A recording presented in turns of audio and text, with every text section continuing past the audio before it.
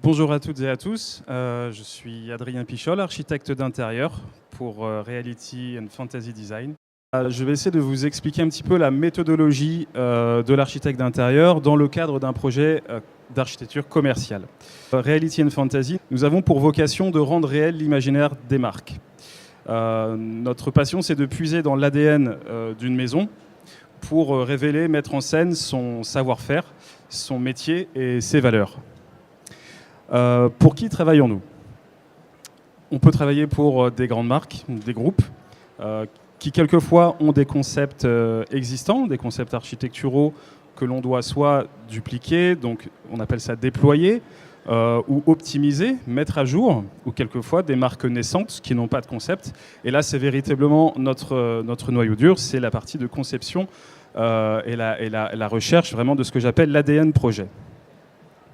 Ensuite, il y a aussi les projets peut-être qu'on peut appeler one-shot, c'est-à-dire qu'ils n'ont pas forcément une ambition de déploiement, de duplication immédiate, mais ils ont quand même un besoin d'efficacité commerciale et de représentation de leur métier savoir-faire. Donc ça peut être des artisans, des métiers de bouche, hein, un boucher, un fromager, un boulanger, ça peut être aussi des commerçants indépendants, des lieux de restauration.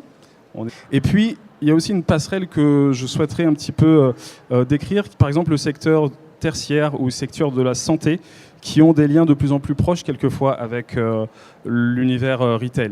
Je pense particulièrement à un projet que l'on a fait dernièrement avec Rencontre Anarchie, qui était des centres dentaires.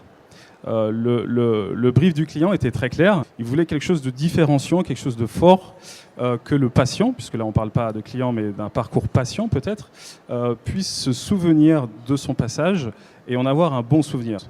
Donc finalement on s'aperçoit que ces codes ils sont un peu transverses sur d'autres secteurs, comme par exemple les bureaux, le secteur tertiaire. Aujourd'hui les bureaux sont des architectures très communicantes.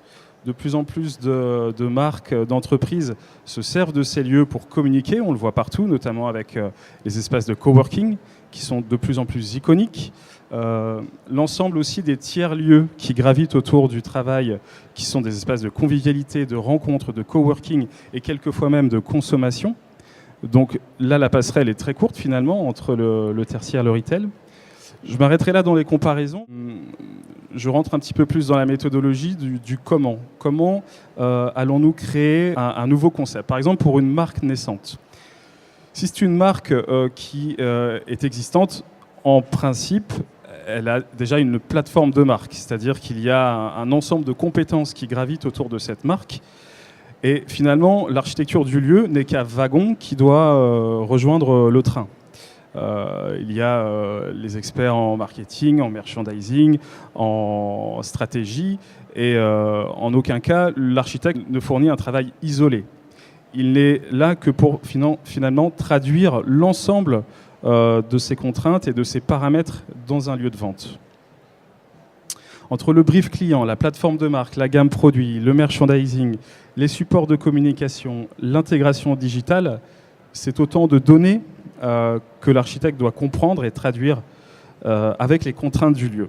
On doit intégrer tout ce qui est réglementation ERP, donc bien sûr pour les notions de sécurité, notions d'accessibilité handicapée, également des règles d'hygiène, des règles de code du travail, des règles administratives, c'est-à-dire faire les démarches pour pouvoir faire les travaux, accueillir du public, mettre aux normes des lieux, et les enjeux écologiques à ne pas oublier aussi dans les choix de matériaux, dans le traitement des déchets et compagnie. Donc ça, c'est un petit peu le cadre. Après, si je rentre plus en détail dans la partie créative, il y a la recherche. Pour comprendre une marque, pour raconter une histoire, pour faire une architecture narrative, il est essentiel de bien comprendre ce que la marque veut revendiquer. Donc on fait en principe des reportages terrain, reportages produits, reportages métiers, où là vraiment on va devoir aller se documenter, se renseigner, jusqu'à aller presque épuiser le sujet. Et à la suite de ça, on doit traduire cet ADN. Qu'est-ce qui est pour nous l'essence, la partie non réductible de ce métier, de cette personne, de ce savoir-faire, et comment nous, on va le mettre en scène de manière sensorielle, émotionnelle, comme disait Dorothée. C'est effectivement tous les sens qui vont être mis à contribution. que ce soit ouïe, vue, toucher, odorat, goût. Bien entendu, le plus impactant est la vue. Il y a une notion de repérage. Le repérage d'une marque qui se fait d'un site, d'un lieu, d'un point de vente se fait à plusieurs échelles, à plusieurs distances. Si par exemple je suis dans la rue, je vais remarquer une enseigne plutôt qu'une autre et je vais déjà obtenir des codes, je vais déjà identifier, tiens, pourquoi c'est coloré, pourquoi c'est noir et blanc, pourquoi c'est lumineux, pas lumineux, c'est grand, c'est petit, c'est en drapeau, c'est en parallèle. Et ça fait déjà partie de notre métier, même si c'est l'extérieur, de gérer tout ce qui est enseigne. Ensuite, la deuxième phase, j'arrive devant la vitrine. Donc là, c'est une autre échelle. La vitrine, elle prend le relais du coup et elle doit être ultra dynamique. Elle doit donner envie de rentrer. Et cette vitrine aussi, c'est un outil d'animation. On doit parler de saison. En aucun cas, elle doit être figée toute l'année. Et ça, c'est aussi le travail de l'architecte ou des décorateurs, ou après en interne à la marque, de faire vivre ces vitrines. Et lorsque on rentre dans ce point de vente, donc là, effectivement, on parle de parcours client. Qu'est-ce qui va nous donner envie d'aller parcourir l'ensemble de la surface? Donc pour ça, nous, le parcours client, on va parler d'aspérité. On va essayer de créer des événements, des outils, de le rythmer en fait, qui ne soit pas monotone, qu'il va se passer quelque chose. Il va y avoir une mise en avant produit, un focus, un tester bar, une aire de convivialité, de l'essayage, de l'information, un relais digital. Et tout ça, ça va ponctuer et du coup, on va avoir envie de le parcourir et d'y rester. Et après, dans les détails d'un parcours client, voilà, il y a des parcours boucles, des parcours aller-retour. Et ce qui est aussi essentiel, c'est de le faire cohabiter avec le parcours vente. De quelle manière est assistée la vente? Quel est le protocole? Est-ce qu'elle est accompagnée? Est-ce qu'elle est très assistée? Est-ce qu'il y a un parcours VIP? Est-ce qu'il y a un test? Est-ce qu'elle est en relais digital? Est-ce qu'on est en service arrière, en service avant? Tout ça, c'est des questions fondamentales qui vont aussi architecturer le lieu et l'implantation. Ça fait partie du programme. Certains magasins ne proposent même plus de repartir avec un produit. Donc là, effectivement, on doit se mettre à jour aussi par rapport à cette demande. Si on ne repart pas avec un produit, on vient vraiment rechercher un service, une expérience, une atmosphère qu'on n'a pas pu trouver ailleurs. Donc là, l'essence doit être encore plus magnifiée, puisque il faut être capable de faire repartir le client en ayant signé une commande qu'il recevra peut-être chez lui quelques jours plus tard. Ensuite, lorsque la partie conception, donc l'avant-projet sommaire est validé, on passe bien entendu à une phase de plan de détail qui permet de chiffrer, qui permet de réaliser les choses. Et cette première réalisation, en principe, on la nomme un site pilote. Le site pilote va être quelque peu malléable. On va pouvoir l'ajuster, on va pouvoir l'optimiser. Et lorsque on est tous d'accord, donc surtout les clients, qu'on est optimum, là on peut parler de duplication. Parce que c'est vrai que souvent le concept architectural est associé à tout ce qui est réseau de franchise, de licence, où il y a des systèmes de duplication. Ce qui n'est pas une obligation, hein. On en parlait avec Aesop ou même Campers, qui font appel à des designers différents pour les points de vente. Donc c'est pas une obligation de répéter, mais c'est quand même ce qui est le plus répandu. Et là, ce qui va permettre au client, à la marque, de se déployer, c'est ce qu'on appelle la charte architecturale. Alors la charte architecturale, c'est un outil presque essentiel. C'est-à-dire qu'il va garantir à la marque une autonomie et une maîtrise de la bonne application de ces codes, quelle que soit la situation. Par exemple, la marque a fait une boutique en France et demain, elle veut aller sur un secteur Moyen-Orient, Asie, peu importe. Elle ne sait pas qui va travailler là-bas, mais avec cette charte architecturale, elle peut facilement le confier à un architecte local ou à un entrepreneur ou à un autre organisme qui pourra lui construire son site sans qu'elle s'inquiète de savoir comment ça va être fait, est-ce qu'ils vont me mettre le logo en vert ou en bleu. J'exagère un petit peu. Cette charte architecturale, elle a aussi un rôle essentiel, c'est pour gérer ce qu'on appelle des formats. Des formats de vente, ce sont des typologies. Par exemple, le plus grand format qu'on peut connaître, c'est le vaisseau amiral d'une marque, donc c'est le flagship store. Le plus petit modèle, ça va être la personnalisation d'une tablette sur un mural multimarque, où là, on a 30 cm pour poser un PLV et son meilleur produit. Entre-temps, bien sûr, il y a les corners, le travel retail, la boutique de centre-ville, la boutique de centre commercial, le shop-in-shop. Il y a plein de formats. Et on ne va pas forcément attendre de tous les construire pour faire la charte architecturale. Elle permet à la marque de se projeter aussi en prospection. C'est-à-dire que c'est un formidable outil de vente. Quoi de mieux pour une marque qui a peut-être 2 ou 3 boutiques du même format de montrer ce document aux commerçants, aux commerciaux, que ce soit, je sais pas, Galerie Lafayette, un bailleur d'aéroport, et dire bon ben voilà, on a un visuel 3D, on sait exactement quel va être entre guillemets le raccourci sur les mètres carrés que vous allez nous allouer. Donc c'est un vrai outil commercial. Et c'est également un outil économique puisqu'il va nous permettre aussi de gérer des meubles en série. Si on sait par exemple que ce meuble-là, on l'a sur toutes les typologies de boutiques et il aura toujours le même format, du coup on peut le produire en série. Donc ça c'est aussi un facteur économique. L'achat matière, on ne réfléchit pas non plus à un achat, je ne sais pas si on veut utiliser 7 lampes pour un magasin c'est 10 pièces, si c'est 10 magasins c'est 100, c'est pas les mêmes achats. Donc voilà pour tout ce qui est le cadre et la méthodologie. Et je vais vous parler d'un exemple un peu plus concret, donc sur visuel. C'est ici un producteur fromager français qui fait des très bons fromages AOP et qui a décidé d'avoir son propre réseau de vente. C'est-à-dire qu'il a dit, mais tiens, moi je veux avoir mes boutiques, je veux avoir ma fromagerie. Et c'est légitime, je suis un acteur important du métier. Que pouvons-nous faire et quelle est la meilleure traduction de notre métier? Donc, ce que je vous disais tout à l'heure, on commence par un reportage terrain, matière, où on va aller se renseigner, qu'est-ce qu'un fromager, comment il travaille, on va visiter les caves d'affinage, on va voir les matériaux, et on essaye finalement d'en extraire. Tiens, est-ce que cet outil-là, on pourrait en faire quelque chose? Est-ce que le cuivre, on va l'intégrer? Est-ce que le bois, les planches d'affinage? Tout un tas de choses qui peuvent alimenter notre concept et lui donner finalement du sens. Ensuite, la phase d'esquisse, c'est la phase où on dégrossit un petit peu le terrain, où on dit, voilà, aujourd'hui, on voit plusieurs axes créatifs. Rarement, on en propose un et on dit, c'est celui-ci. On laisse le choix, on dit, voilà. Est-ce qu'on est plutôt sur bienvenue à la cave, d'affinage, un salon de dégustation? Est-ce que c'est la bienvenue sur la place du marché? Ou est-ce que c'est sortie de frigo d'usine?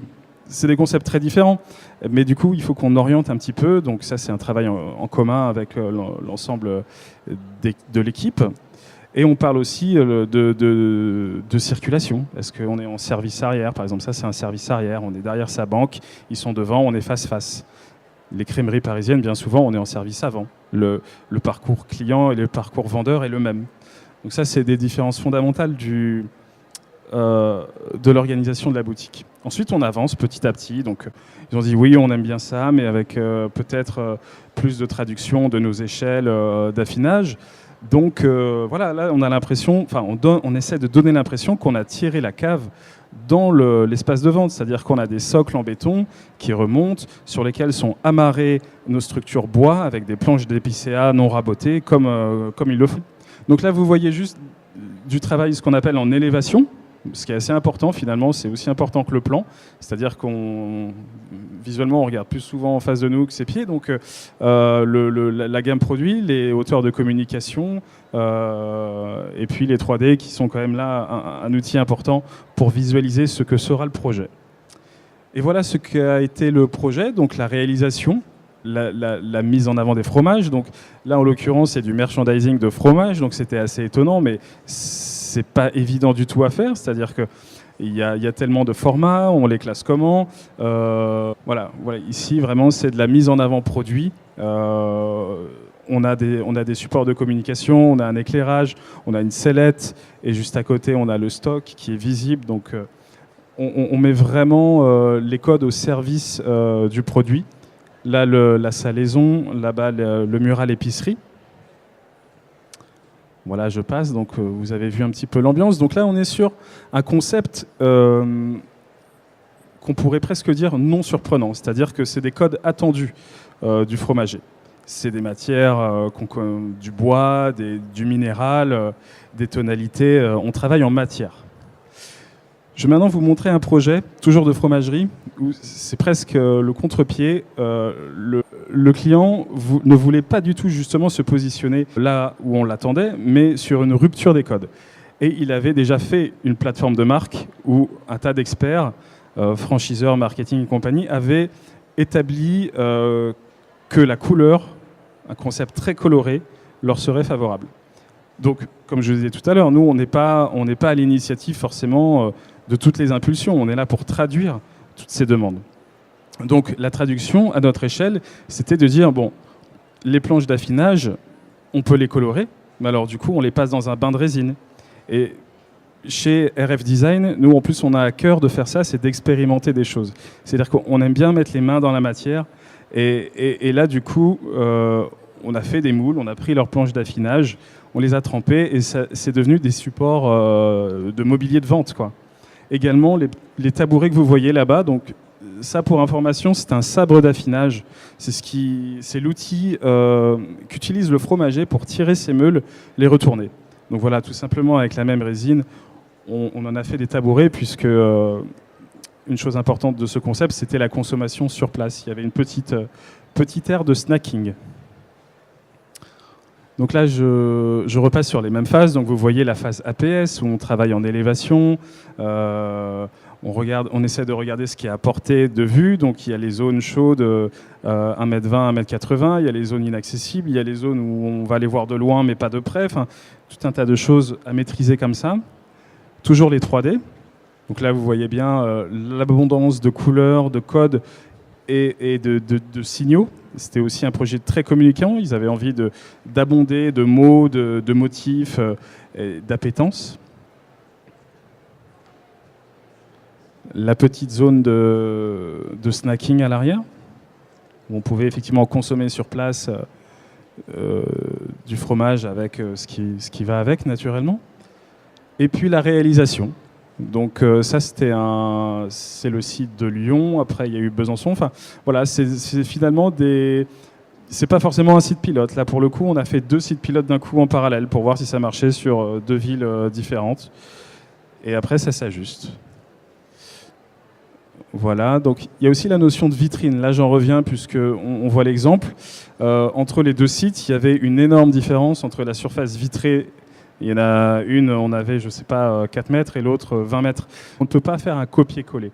C'est-à-dire qu'il y aura toujours besoin que l'architecte fasse une adaptation ou que sa charte architecturale l'ait prévue. C'est-à-dire qu'après, c'est du Lego. On sait que dans la charte, on a cet élément de vitrine si elle est petite et on a cet élément si elle est surdimensionnée. Et voilà, je finis. Donc, on retrouve le sabre d'affinage. Bon, petit clin d'œil, on l'avait mis en poignée de porte. Et puis voilà la vitrine. Donc, j'en reviens à cette idée de repérage à distance. Donc, selon les sites, par exemple, ici, on ne pouvait pas mettre d'enseignes drapeaux, d'anciennes parallèles. Par contre, on pouvait mettre un écran. Donc, il y a tout un tas de codes aussi qui animent une vitrine, qui anime une enseigne et qui donne envie de venir à l'intérieur. Donc, voilà. J'espère que c'était un résumé à peu près compréhensible de ce que peut être notre métier. C'était notre méthodologie. Avec ces 2 exemples de fromagerie. Mais voilà, si vous voulez parler d'autres exemples, je serais ravi de vous les expliquer.